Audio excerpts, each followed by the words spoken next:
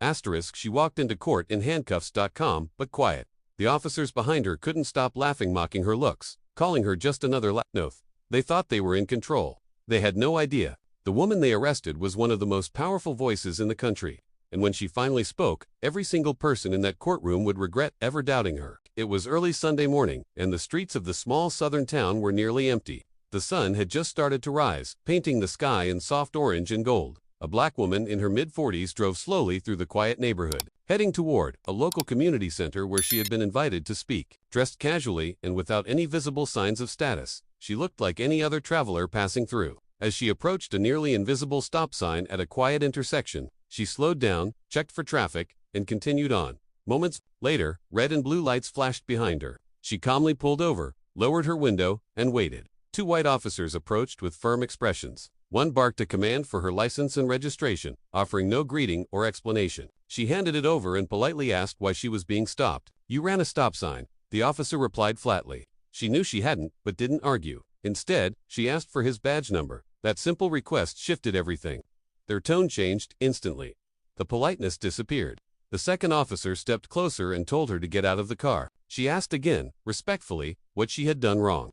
"Now you're resisting," the officer snapped. Before she could speak again, they pulled open her door, yanked her out, and handcuffed her on the side of the road. She didn't scream. She didn't beg. She just kept repeating, "You're making a mistake." People from nearby houses peeked out of their windows, watching silently. The officers made a few jokes to each other, calling her just another smart mouth and a wannabe lawyer. They didn't know her name. They didn't know her title. They didn't even care. In their eyes, she was just a nobody causing trouble. But even as they pushed her into the back of the police car, she stayed calm. She didn't shout, she didn't cry, because she already knew something they didn't. This wasn't the end of the story. It was just the beginning. The cold bench inside the holding cell did little to disturb her composure. The woman sat quietly, hands still cuffed in front of her, her back straight, eyes focused on the floor. Hours had passed since her arrest, but she hadn't been offered a phone call, an attorney, or even a full explanation of the charges against her. The officers barely spoke to her after booking, except to laugh and joke outside her cell door, as if she couldn't hear them. One said, "She'll be out in an hour, crying like the rest of them." Another chuckled, "She's probably never even been to court before." Still, she didn't respond. Not with anger, not with fear, just silence and patience. Asterisk, by the next morning, they led her into the courthouse in handcuffs. Her clothes were slightly wrinkled, her hair pulled back neatly, and her expression unchanged. The courtroom was small, filled with the hum of idle chatter. Two officers stood nearby, leaning against the wall, smirking. One whispered, "Bet she pleads guilty to get out of here fast."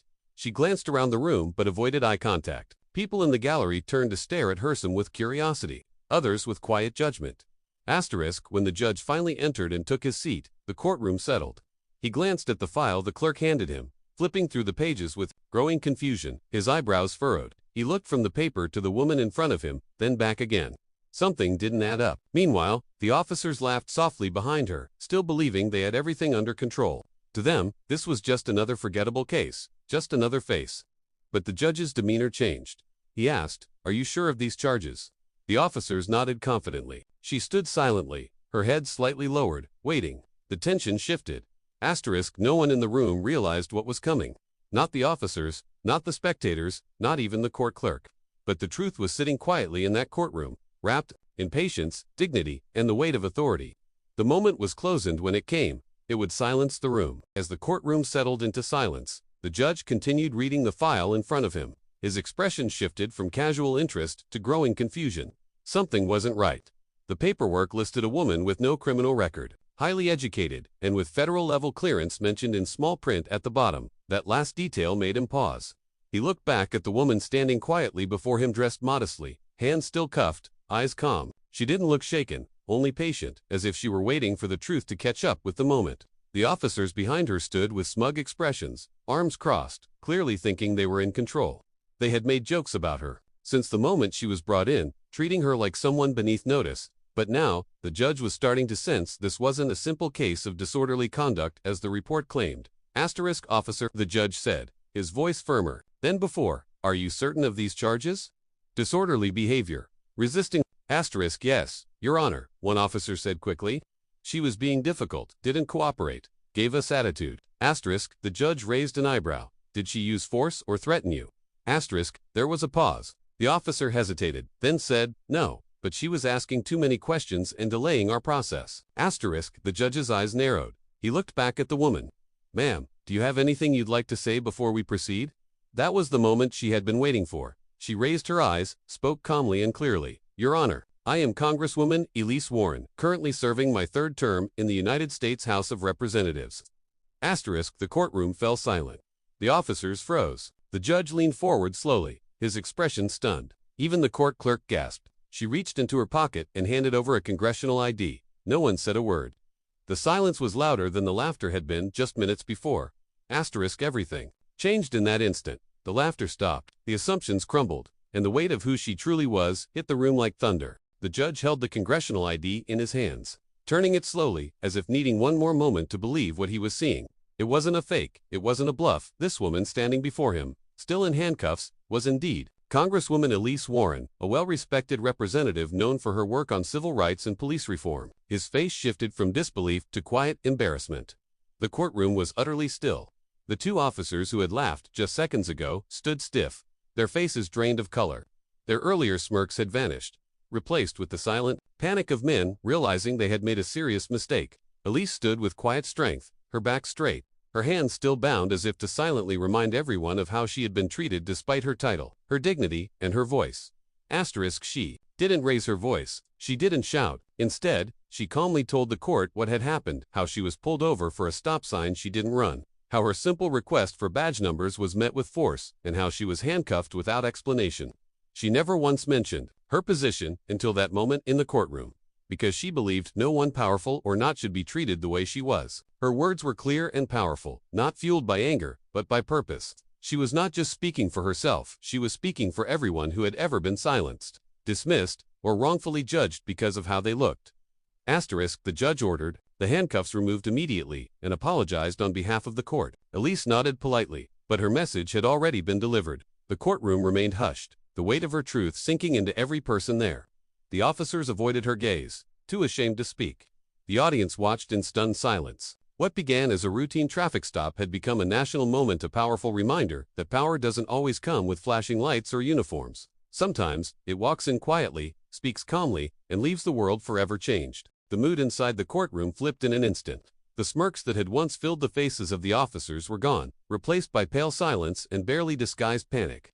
Congresswoman Elise Warren now stood with her hands free, her posture unshaken. The judge, now fully aware of the gravity of the situation, addressed her with a respectful tone that had been missing earlier. The court staff moved more carefully, more attentively, as if they too realized they had overlooked something important. The air was heavy, not just with embarrassment, but with the weight of truth. Elise didn't gloat or lash out. She remained composed, her words chosen with precision and grace as she explained the entire incident to the judge, calmly detailing the way she was handled, the unjust arrest, and the assumption of guilt without question. Asterisk, as she spoke, the room fell deeper into silence. Even those in the gallery, who had originally come to witness ordinary cases, leaned in, listening closely. To every word, the story was no longer just hers, it was everyone's. The people who had been mistreated, profiled, ignored. She spoke not as a victim, but as a mirror, showing the courtroom and the officers what their behavior really meant. One of the officers, finally, tried to speak, his voice shaky, offering a weak apology, but it only made the silence heavier. Asterisk, the judge ordered a full review of the arrest and demanded the officers be placed under internal investigation. Local reporters, having caught wind of what happened, began to gather outside the courthouse. Cameras waited. Questions buzzed. Elise walked out through the front entrance, not hiding her face, not covering her shame because she had none. The shame didn't belong to her. The people now recognized her, not just as a congresswoman, but as a woman who had endured injustice and still chose dignity over revenge. The story had broken wide open. But for Elise, it wasn't about headlines. It was about truth, and she had just delivered it where it mattered most, in the heart of a courtroom that thought they already knew who she was. Asterisk, the days following the courtroom revelation were unlike anything the quiet town had seen before. News of Congresswoman Elise Warren's wrongful arrest spread quickly, making national headlines and dominating social media. Videos from the courthouse leaked online, showing the moment her identity was revealed and the visible shift in the officers' faces. People across the country reacted with outrage, support, and deep reflection. For many, Elise became a symbol not because she was a congresswoman, but because of how calmly and powerfully she exposed a broken system without raising her voice. The police department issued a public apology, and both officers were placed on unpaid leave pending investigation. A town meeting was called to address long-ignored concerns about profiling and mistreatment, and this time, the community showed up in full force. Elise, meanwhile, returned to Washington with a stronger purpose. She had always fought for justice, from behind podiums and inside chambers, but now she had lived the very injustice she'd been trying to change. Her story gave her voice new power, and people listened. New bills were introduced. Old policies were challenged. And all the while, Elise reminded the world that the point was never that she was important because of her title. It was that no one should need a title to be treated with respect. In her next public speech, standing before a packed audience and flashing cameras, she said something that echoed across the country. What happened to me wasn't rare. It just happened to the wrong person, on the wrong day the world finally saw it. But I don't want justice only for me. I want it for the millions who never get to speak in courtrooms, who never get their names cleared, who never get heard. That's who I fight for. The applause was thunderous. Not because she had won, but because she had reminded everyone what the fight was for. The woman once mocked in handcuffs had turned her silence into strength, and her strength into change. The courtroom may have been the beginning, but her story had become a lesson the nation would never forget. If this story moved you, don't forget to like, comment, and share your thoughts below. Subscribe to Deep Wounds for more powerful true stories that reveal hidden truths.